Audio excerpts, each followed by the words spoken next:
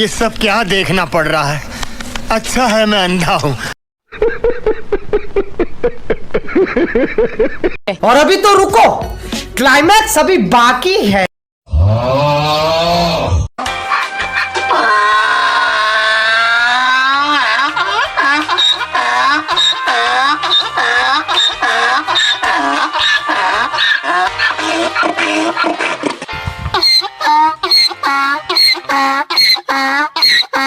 वाह क्या सीन है।